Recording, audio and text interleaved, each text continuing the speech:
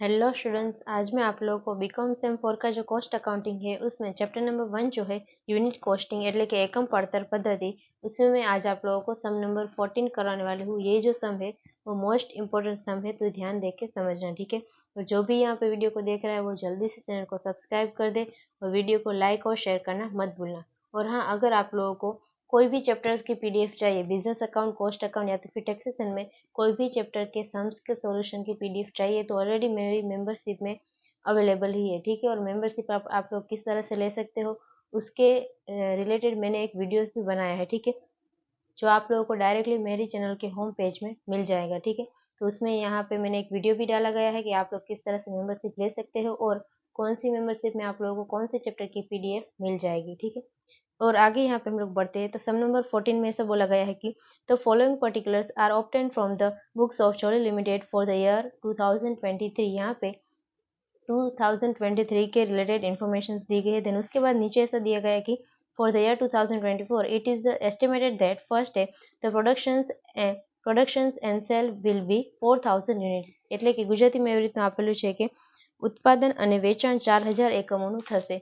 Then उसके बाद आगे यहाँ पे सेकंड नंबर में ऐसा दिया गया है कि direct wages per unit will increase by 20% and direct materials will increased by ₹41, એટલે કે એકમ દીઠ પ્રત્યક્ષ માલ સામાન ખર્ચાઓ ₹41નો વધારો થશે અને એકમ દીઠ પ્રત્યક્ષ મજૂરીના ખર્ચમાં 20%નો વધારો થશે। उसके बाद आगे थर्ड नंबर का है कि fixed works overheads will increase by 7500, એટલે કે સ્થિર કારખાનાના પરોક્ષ ખર્ચમાં 7500નો વધારો થશે। फोर्थ है यहाँ पे variable selling expenses will increase by ₹3 per unit, એટલે કે ગુજરાતીમાં આપેલું છે કે એકમ દીઠ ચલિત વેચાણ ખર્ચમાં ₹3 થી વધારો થશે। ફિફ્થ है यहाँ पे the rate of profit on cost will remain same as per the last year, એટલે કે ગુજરાતીમાં આપેલું છે કે પડતર પર નફો ગયા વર્ષ જેટલો જ રહેશે। प्रिपेयर यहाँ पे क्या करना होगा, क्या तो a statement of cost showing total as well as per unit cost and profit for the year 2023, એટલે કે 2023 वर्ष માટે कुल તેમજ એકમ દીઠ પડતર અને નફો દર્શાવતું પત્રક। देन उसके बाद सेकंड है यहाँ पे statement of cost showing estimated profit for the year 2024, એટલે કે 2024 वर्ष માટે અંદાજિત નફો દર્શાવતું પત્રક, ठीक है। तो अभी यहाँ पे सबसे फर्स्ट आप लोगों को प्रिपेयर करना होगा कॉस्ट शीट फॉर 2023 के लिए, ठीक है। यहाँ पे इस तरह से आप लोगों को कॉस्ट शीट प्रिपेयर कर देना है। देन उसके बाद फर्स्ट यहाँ पे क्या आता है, डायरेक्ट मटेरियल्स, ठीक है। तो यहाँ पे आप लोगों को इन्फॉर्मेशन दी गई है स्टार्टिंग में ही, ठीक है। यहाँ पे डायरेक्ट मटेरियल्स कितना है, 2,01,000 रुपीज़ का। तो अमाउंट में आप लोगों को 2,01,000 लिख देना है और यहाँ पे ऊपर लिखना होगा कि प्रोडक्शन एंड सेल्स कितना है। तो यहाँ पे 1,500 यूनिट्स का दिया गया है प्रोडक्शन और उतना ही यहाँ पे सेल्स है, ठीक है। तो 2,01,000 डिवाइडेड बाय 1,500 करेंगे तो आप लोगों को यहाँ पे पर यूनिट मिल जाएगा, ठीक है। तो यहाँ पे पर यूनिट आएगा 134। देन उसके बाद यहाँ पे डायरेक्ट वेजेस दिया गया है 1,27,500, तो वो इसी तरह से हम लोग लिख देंगे और डिवाइडेड बाय 1,500 करेंगे तो 85 पर यूनिट मिल जाएगा। देन उसके बाद आगे यहाँ पे डायरेक्ट एक्सपेंसेस दिए गए हैं 18,000 के, तो इस तरह से हम लोग लिखेंगे और डिवाइडेड बाय 1,500 तो आप लोगों को यहाँ पे 12 मिल जाएगा। और अभी यूनिट्स का टोटल कितना हो जाएगा, तो यहाँ पे 231 हो जाएगा और यहाँ पे अमाउंट में आएगा 3,46,500, ठीक है। ये यहाँ पे हो जाएगा प्राइम कोस्ट એટલે કે થશે પ્રાથમિક પડતર। देन उसके बाद इसमें हम लोग ऐड क्या करेंगे, तो फैक्ट्री ओवरहेड्स એટલે કે कारखाना परोक्ष खर्चा, यहाँ पे फिक्स्ड एंड वेरिएबल दोनों दिए गए हैं, ठीक है। तो 60% जो है वो फिक्स्ड है, यानी कि 1,27,500 इंटू 16%, ठीक है। तो इंटू 60% आप लोग करेंगे तो यहाँ पे आपको आंसर मिलेगा 76,500 और बाकी का जो 40% होगा वो हो जाएगा यहाँ पे वेरिएबल, એટલે કે બાકીના 40% થશે चलित खर्चा, तो वो यहाँ पे 51,000 हो जाएगा, ठीक है। इसको भी आप लोगों को डिवाइडेड बाय 1,500 करना है तो पर यूनिट मिलेगा 51 एंड यहाँ पे आएगा 34। देन उसके बाद टोटल करना होगा किसका, तो prime cost plus factory overheads fixed और वेरिएबल दोनों, ठीक है। तो यहाँ पे आप लोगों को फैक्ट्री कॉस्ट मिल जाएगा એટલે કે कारखाना પડતર મળશે। तो यहाँ पे आएगा 316 और यहाँ पे 4,74,000, ठीक है। इस तरह से आप लोगों को अमाउंट मिल जाएगा। फिर उसके बाद यहाँ पे प्लस हम लोग करेंगे एडमिनिस्ट्रेटिव एक्सपेंसेस એટલે કે ऑफिस અને વહીવટી ખર્ચાઓ। तो यहाँ पे सिर्फ और सिर्फ आप लोगों को कौन से दिए गए हैं, फिक्स्ड दिए गए हैं। और इसका अमाउंट है 72,000। तो यहाँ पे हम लोग लिख देंगे 72,000 और डिवाइडेड बाय 1,500, तो आप लोगों को यहाँ पे 48 पर यूनिट मिल जाएगा, ठीक है। और टोटल यहाँ पे कॉस्ट ऑफ प्रोडक्शन हो जाएगा 364 और यहाँ पे आएगा 5,46,000। इस तरह से हो जाएगा। देन उसके बाद यहाँ पे आगे प्लस करना होगा opening stock for finish goods और माइनस करना होगा closing stock of finish goods. तो यहाँ पे दोनों में से कोई भी नहीं है हमारा, तो यहाँ पे हम लोग नील कर देंगे, यानी कि cost of productions of good sold એટલે કે વેચાયેલ માલની उत्पादन પડતર, तो वो कितना आएगा, तो वो सेम टू सेम आएगा, ठीक है, क्योंकि यहाँ पे ओपनिंग और क्लोजिंग स्टॉक कुछ भी हमारा नहीं है, इसीलिए तो यहाँ पे 5,46,000 इस तरह से आ जाएगा। इसमें प्लस हम लोग करेंगे सेलिंग एंड डिस्ट्रीब्यूशन एक्सपेंसेस। तो यहाँ पे दिए गए सेलिंग एंड डिस्ट्रीब्यूशन एक्सपेंसेस में 80% जो है वो वेरिएबल है, ठीक है। तो यहाँ पे हम लोग लिख देंगे 80% हमारा वेरिएबल है और बाकी का रिमेनिंग कितना हो जाएगा 20% वो हो जाएगा फिक्स्ड, ठीक है। तो 60,000 उसको मल्टीप्लाई करना होगा 80% के साथ, तो आप लोगों को यहाँ पे वेरिएबल एक्सपेंसेस मिल जाएगा, ठीक है। तो यहाँ पे वेरिएबल कितना आएगा, तो 48,000 मिल जाएगा अमाउंट में और उसको डिवाइडेड बाय 1,500 करना होगा, तो 32 आप लोगों को पर यूनिट मिल जाएगा। देन उसके बाद 60,000 इंटू 20% करना होगा, तो 12,000 का आंसर मिल जाएगा, उसको डिवाइडेड बाय 1,500, तो पर यूनिट आप लोगों को 8 मिल जाएगा, ठीक है। देन उसके बाद टोटल कॉस्ट कितनी हो जाएंगी, तो 364 प्लस 32 प्लस 8 करना होगा, तो यहाँ पे आपको 404 की टोटल कॉस्ट मिल जाएगी और अमाउंट में कितना आएगा, तो 5,46,000 प्लस 48,000 प्लस 12,000, तो यहाँ पे 6,06,000 का आंसर मिलेगा। देन उसके बाद आगे यहाँ पे आप लोगों को क्या करना है, तो ये जो सम है उसमें डायरेक्ट सेल्स दिया गया है 2023 का कितना है 5,77,500, ठीक है, 75,000 तो यहाँ पे हम लोग लिखेंगे 5,75,600 इसी तरह से, ठीक है। देन उसके बाद इसको हम लोग क्या करेंगे डिवाइडेड बाय 1,500, तो आप लोग को पर यूनिट यहाँ पे 505 मिल जाएगा, ठीक है। अब इन दोनों के बीच का जो डिफरेंस आएगा वो यहाँ पे हमारा प्रॉफिट हो जाएगा, એટલે કે જે તફાવત આવશે તે નફો થશે। तो यहाँ पे प्रॉफिट कितना आएगा, तो 101 का आएगा और ये हो जाएगा पर यूनिट और अमाउंट में आएगा 1,51,500, ठीक है। इस तरह से यहाँ पे हम लोगों ने क्या किया, तो 2023 का कॉस्ट शीट प्रिपेयर कर दिया है। उसके बाद आगे यहाँ पे आप लोगों को कॉस्ट शीट बनाना होगा फॉर 2024 के लिए, ठीक है।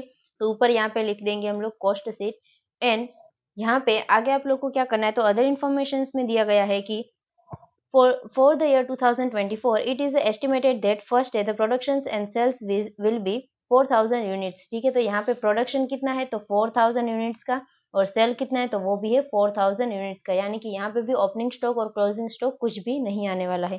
देन उसके बाद आगे यहाँ पे आप लोगों को दिया गया है कि जो डायरेक्ट वेजिस है वो पर યુનિટ વિલ ઇન્ક્રીઝ બાય 20%, ठीक है। એટલે કે ગુજરાતીમાં એવી રીતનું આપેલું છે કે મજૂરીના ખર્ચમાં 20% વધારો થશે। तो यहाँ पे आप लोगों को 20% इंक्रीज करना है, तो किस तरह से करना है, तो 2023 में हमारा कितना था वेजिस 85 है, ठीक है। यहाँ पे तो इसमें डायरेक्टली प्लस कर देना होगा 20%, तो फाइनल आप लोगों को 102 का आंसर मिल जाएगा।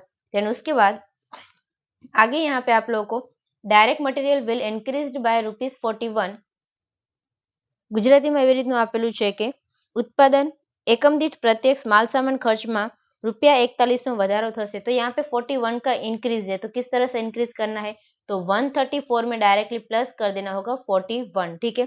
तो यहाँ पे आप लोगों को 175 का आंसर मिल जाएगा। देन उसके बाद आगे यहाँ पे डायरेक्ट एक्सपेंसेस के बारे में कुछ भी नहीं दिया गया है, ठीक है। तो कौन सा लेना है, तो यहाँ पे पर यूनिट जो लिखा हुआ है 12 वही लेना है आप लोगों को, ठीक है।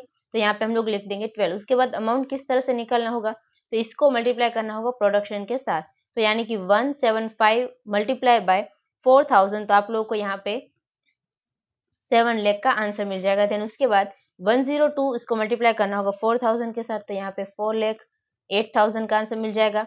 12 मल्टीप्लाई बाय 4,000, तो यहाँ पे 48,000 का आंसर मिल जाएगा। तो यानी कि यहाँ पे हमारा फाइनल प्राइम कॉस्ट आ जाएगा 289 और अमाउंट में आ जाएगा 11,56,000, इस तरह से हो जाएगा। देन इसके बाद यहाँ पे आप आगे हम लोग प्लस करेंगे फैक्ट्री ओवरहेड्स એટલે કે कारखाना परोक्ष खर्चा, तो इसमें दो दिए गए फिक्स एंड वेरिएबल, ठीक है।